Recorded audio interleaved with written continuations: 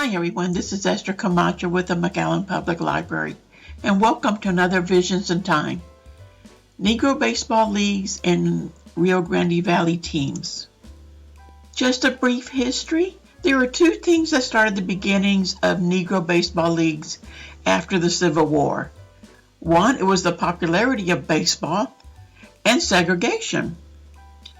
The baseball associations in the mid-1850s rejected applications from African American baseball clubs. Attempts from African American players to join any current leagues during that time were also rejected. So that led to the development of Negro baseball leagues. And there were three main ones. The Negro National League, which started in 1920 to 1931. It disbanded for a little while, then reorganized, and was around from 1938 to 1948. The Eastern Colored League was from 1923 to 1928, and the Negro American League, which started in 1937 and disbanded in the 1960s. Some interesting facts. In 1884, an African-American catcher by the name of Moses Fleetwood Walker was the first catcher for the Toledo Blue Stockings, which was an all-white team. And then in 1886, Frank Grant, who was a second baseman for the Meridian, Connecticut team of the Eastern League, was also an all-white team. During World War II, Negro baseball brought prosperity to the teams and its players. It became a $2 million a year business. Players who previously earned about $150 a month were earning up to $400 a month. Satchel Paige, the picture on the right, was one of the most famous players, and he actually earned from $30,000 to $40,000 a year. Some local Rio Grande Valley teams. From what I could find, one of the first ones here was one from San Benito called the Black Panthers. They had, of course, the 9-member team. Mr. Glassley was the catcher. First base was Jack Davis. D. Caladrent was second base. A man by the name of Mr. Hick was shortstop. And a Mr. Porter was third base.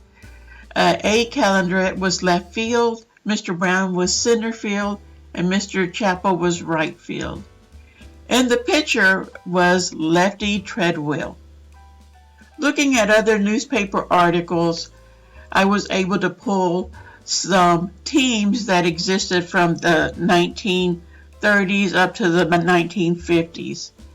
There was the San Benito Black Panthers, the Robstown Cotton Pickers, the Corpus Christi All-Stars, the Raymondville Cotton Pickers, the Harlingen Athletes, the Edinburgh McAllen Tigers, the Kingsville Missouri Pacific.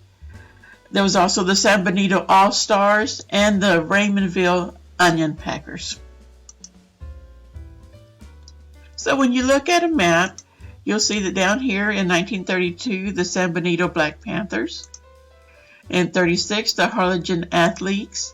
In 36 also, the Raymondville Onion Packers. And 1937, the Raymondville Cotton Pickers. 1947, the Edinburgh McAllen Tigers. And again in 1947, the Kingsville Missouri Pacific. Jackie Robinson is widely recognized as the first African American to play in the major leagues, starting in 1947. But in reality, Moses Fleet Walker was actually the first to break the color barrier in 1884. That is him right there. And off further in the back row is his brother. After Jackie Robinson played in the major leagues, more African American players were being accepted.